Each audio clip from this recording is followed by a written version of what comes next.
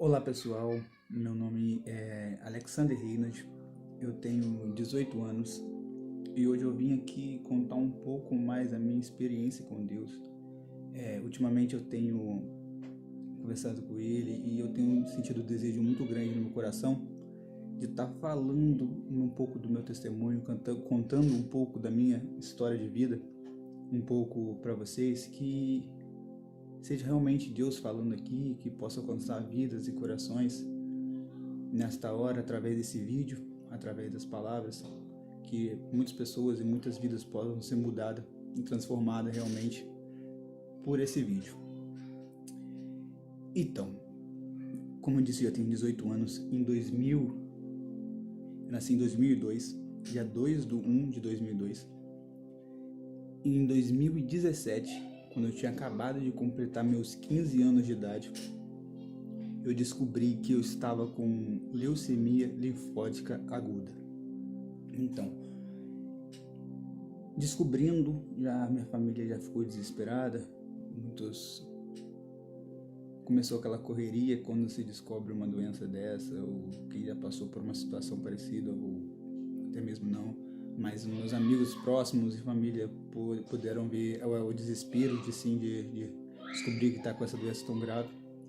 Mas eu tenho no meu coração, mas eu sempre tive a certeza do mesmo Deus que poderia me permitir ter aquela doença, o mesmo Deus que poderia ter deixado acontecer aquela doença, é o mesmo Deus que poderia me curar, sim, se fosse da vontade dele, é o mesmo Deus que poderia me tirar daquela, qualquer Deus, é o Deus que tira de qualquer situação difícil, qualquer situação adversa.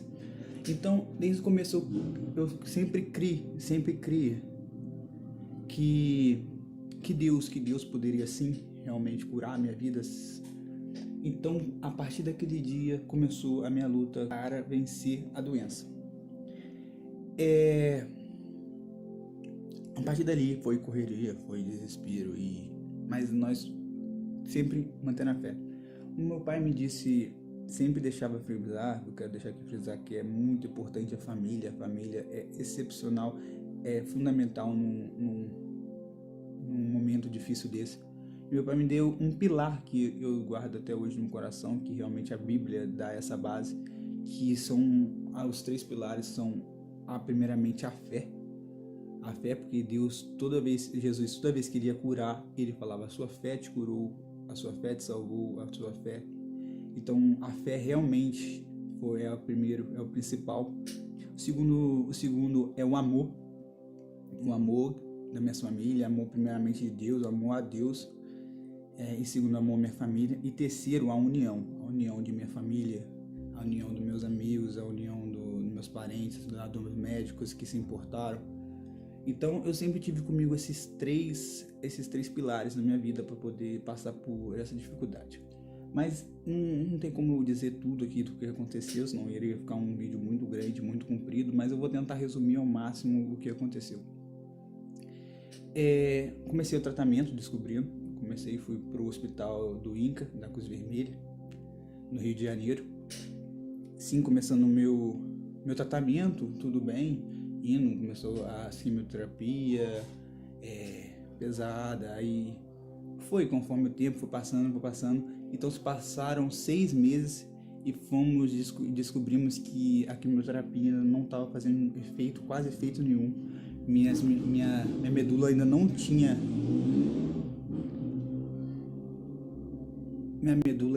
zerado, minha medula ainda não tinha feito quase nenhum efeito, tinha dado quase nenhum efeito. Então começou a quimioterapia mais forte, aí sim, que arrebentou com tudo, deixou muito mal, caído, tudo arrebentado. Mas acabou, zerou a medula, zerou a leucemia, acabou. Aí começou a parte de ir pro transplante. No momento de para você ir pro transplante, a sua medula tem que estar zerada e você não pode ter mais a doença. Você tem que esperar, aguardar um tempo para que te possa levar para um lugar que assim faz o transplante. Então você tem que aguardar esse tempo para poder ir. Só que você não pode ficar sem fazer nada, sem quimioterapia, sem nada, porque senão volta, a doença volta. Então aí eu fiz radioterapia, eu tive que fazer rádio para poder acelerar o processo, para poder zerar a medula, porque a minha medula estava muito difícil de ser zerada. Zerada é que acabar realmente falar que não tem a doença, mas aí você tem que fazer o transplante para ter a certeza. Não para ter certeza, mas sim para concretizar, para uma segurança. Esperando isso, eu numa consulta normal, rotina, que eu tinha que ir direto lá para poder fazer primeiro a quimioterapia para não deixar voltar, e sim também para de rotina, ver como é que tá meu exame de sangue, ver como está tudo certinho. Nessa ida, descobriram que a minha glicose ela estava muito alta. Do nada, minha glicose foi muito alta.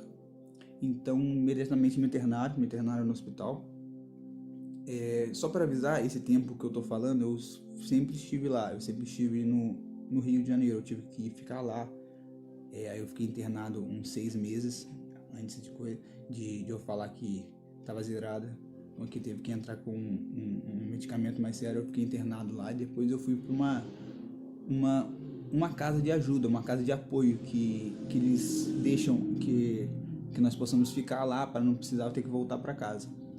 Então nessa visita, nessa consulta, tendo que ir lá, descobri que minha glicose estava muito alta, então teve que me internar. Me internando, eu sem entender, né?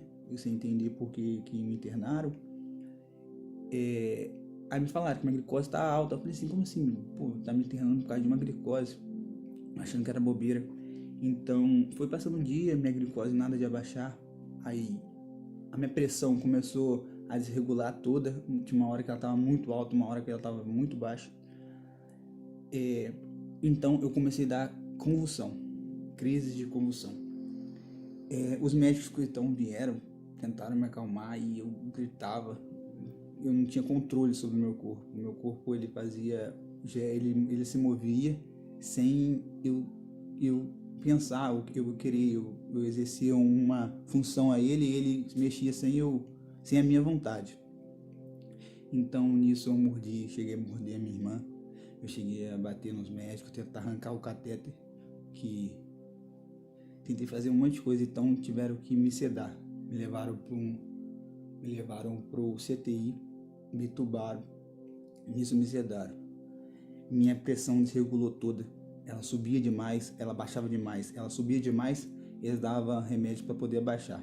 Ela baixava demais, eles davam adrenalina para subir. Aí subia demais, ela baixava. Aí ficava nesse pico que nada que eles conseguiam controlar. Então os médicos chegaram para meus pais e falavam, ó, eu não sei o que seu filho tem. Eu não sei o que seu filho passa, eu não sei o que seu filho está tendo no momento. Então, se você acredita num Deus, se você confia num Deus, é a hora de buscar Ele, porque eu não sei o que eu faço, eu não tenho o que fazer. Isso é impressionante porque tu vê que Deus, Ele usa os médicos até onde eles podem ir. Igual Deus usa o recurso no médico, sim, com remédio, com sabedoria, mas Deus age na parte, tem Deus na parte que somente Deus pode agir, que aí é um momento que eu fui passando e eu tive que ficar entubado e do nada, com as orações dos irmãos, eu tenho que agradecer muito os irmãos da minha igreja, os meus amigos, os parentes de outra igreja, de Minas Gerais, tem pessoas que oraram por mim, em Volta Redonda demais, tem pessoas que oraram por mim, eu só tenho a agradecer a todos eles. Então esse momento foi um momento que foi excepcional a oração dele, que sim, quando eles estavam orando aqui em Volta Redonda, eu cheguei, parou as convulsões de lá, parou a pressão estabilizou, parou de dar pico, eu parei de ter as variações da pressão e descobri que eu tive um coágulo na cabeça que rapidamente sumiu quando chegou essa notícia do nada chegou essa notícia que eles estavam orando lá, então chegaram até eles a notícia que o coágulo tinha sumido, que a pressão tinha parado de estabilizou, ela parou de estar aqueles picos de sobe e desce. Então eu ainda entubado, eu com com 11 dias entubado, com 12 dias, na verdade 12 dias entubado, eles tentaram, não, na verdade não 12, com 10 dias desde o começo em si, eles estavam tentando tirar a sedação de mim, o tubo de mim, de oxigênio. Só que toda vez que eles tiravam, eu dava crise de convulsão e não conseguia tirar o tubo. Então com 11 dias, com 12 dias de sedação de oxigênio, com oxigênio, se passasse mais um dia depois daquilo, eles teriam que botar o traco, eu não sei o nome ao certo, mas eu acho que é isso, é traco ou alguma coisa, mas é traco. É um negócio que colocam aqui para poder respirar, para poder ter acessibilidade melhor, para poder respirar. Se passasse mais um dia, eu teria que colocar aquilo, e para a honra e glória do Senhor, eu não precisei, porque naquele momento estabilizou e chegou uma médica e falou assim: o que esse menino tá fazendo com esse tubo ainda? Tira isso agora. E no momento que tirou, eu não dei confusão, eu não dei convulsão, eu não tive ataque, não tive nada, e realmente só tirou. É com isso, e ali nós podemos ver a mão de Deus agindo sobre a minha vida. Eu sem entender nada, porque eu realmente estava dormindo, eu estava sedado. Eu só lembro que eu tive sonhos nesse momento de sedação. Muitos podem achar que eu sou louco ou maluco, mas a Bíblia fala que muitos vão achar que nós somos loucos, então eu não tenho vergonha, nem tenho medo de falar o sonho que Deus me deu. Naquele momento eu estava sonhando que realmente eu estava lutando contra a morte, realmente eu estava lutando contra o espírito da morte. Eu via que tinha uma nuvem branca, e eu estava no meio dessa nuvem, a metade do meu corpo para cima e a metade do meu corpo para baixo. Para baixo da nuvem era só escuridão, e para cima era a luz. Eu me lembro muito bem que eu lutava para poder subir para a luz, e algo me puxava para baixo, com uma força para baixo. E eu lutava para poder subir, e algo me puxava. Eu lutava para subir, e algo me puxava. E eu lembro que no sonho eu pensei assim: eu vou parar. Para que eu tô lutando? Não tem sentido de eu lutar para poder subir, sendo que toda hora vão me puxar para baixo. Não tem sentido eu subir se toda hora vão querer que eu vá para baixo, fazendo uma força maior para baixo. Só que então eu logo rapidamente falei: não, eu não vou parar de lutar para subir, eu não vou parar para lutar, porque é lá para cima que eu quero ir, não vou parar de lutar. Então com isso eu, assim, ainda fazendo força para subir, acabou, parou, cessou. E então foi no mesmo momento em que tiraram a sedação de mim. Então eu lembro que eu acordei, eu tive que aprender a andar de novo, porque eu não conseguia. Eu tive que aprender a comer de novo, porque eu tremia. Eu lembro que eu tive que aprender a fazer os exercícios, tudo. Também teve uma parte em que eu enxergava duas coisas, porque um olho enxerga de uma forma, de um jeito, e esse olho enxerga do outro jeito. O nosso cérebro, ele pega essa imagem e interpreta como uma só. Então, por isso nós enxergamos só um. Mas o meu olho não estava fazendo essa função. Então, ele estava vendo uma de um jeito e outra de outro jeito. Então, mas também eu tive um sonho. Quando eu estava entubado, eu também tive um sonho que eu estaria ali, que eu via a sala vazia, que eu ia para uma outra sala, que eu tinha convicção e certeza que era a sala do transplante. E depois assim eu via que eu saía daquela sala, meu corpo flutuava para minha casa. Aí depois, quando eu acordei, eu fiquei matutando aquilo na minha cabeça, fiquei pensando naquilo, falei: pai, é isso que vai acontecer, eu creio, é isso que vai acontecer, eu vou sair dessa sala, eu vou ir pro transplante, eu vou voltar para minha casa. E foi realmente isso que aconteceu. Eu saí dali da sala, no outro dia eu já estava bem, querendo andar, querendo aprender a comer, já quase comendo. Então eu fui para a sala do transplante, subi direto para a sala do transplante. Chegando lá, deu tudo super bem. Minha irmã foi 100% compatível comigo, 100%, a medula dela foi compatível com a minha. E para a honra e a glória do Senhor, foi 100%. Então foi um espetáculo lá, não teve nenhuma complicação no transplante, não teve nada de errado.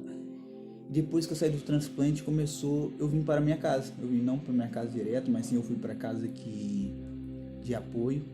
a casa que nos deu eu tenho muito a agradecer também a Casa Ronald, que nos ajudou muito nesse momento que nós passamos, e logo depois eu voltei para minha casa. Com isso, nesses meios teve algumas complicações também, que é normal do transplante, normal do processo, mas Deus sempre está comigo, sempre esteve conosco, sempre vai estar conosco. Ele é um Deus presente, um Deus onisciente, um Deus que sabe tudo. É o mesmo Deus que age naquela época, é o mesmo Deus que age agora e é o Deus que ainda vai continuar agindo futuramente. Deus. Então eu tenho isso no meu coração, que é muito bom servir a Deus, porque nós sabemos que no meio de tribulações ou dificuldades, o nosso Deus vai estar com a mão sustentando a gente. Às vezes quando nós não conseguimos andar, Ele é o nosso seguro, Ele é nosso abrigo, Ele que nos dá força para poder continuar andando. Então no momento que você tentar desistir, você querer parar, não para não, continua firme, porque Deus Ele é fiel e Ele não abandona os seus. Mesmo que falte, mesmo que não seja isso, nós sabemos que ainda tem um céu, mesmo que se Deus não quisesse me curar, eu sei para onde eu vou, eu sei para onde, que ainda é um lugar melhor, muito melhor do que esse, que não tem como imaginar ou como descrever o céu, que é um lugar que Deus tem preparado para nós.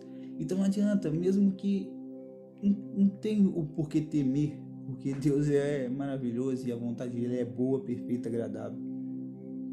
Então, a partir dali eu vim para minha casa e foi só bênção, foi só recuperação, e só foi melhora atrás de melhora. E agora eu estou aqui para a honra e glória do Senhor, porque Deus mudou, Deus transformou e eu posso dizer que hoje eu sou um milagre, que sim, que Deus mudou a minha vida, transformou de uma forma extraordinária. Eu sei que hoje eu tenho pensamentos diferentes do que eu pensava. Hoje eu estou mais firme com Deus, porque eu sei que se Deus me colocar numa tribulação, numa dificuldade, eu sei em quem eu tenho crido.